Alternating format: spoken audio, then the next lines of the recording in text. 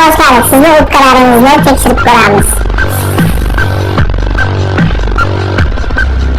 Birinchi daraja bu chekuvchilarning darajasi ekan.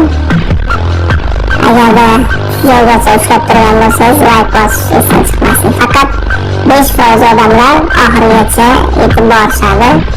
Demak, bular sportsmenlar. Ikkinchi daraja kuchsiz o'pka ventilyatsiyasiga, ya'ni o'pkaning sog'lig'i kuchsiz darajada rivojlangan odamlarniki. Uchinchi darajaga qarab ketyapmiz, ushlaymiz. Bu oddiy sog'lom insonlarning o'pkasi.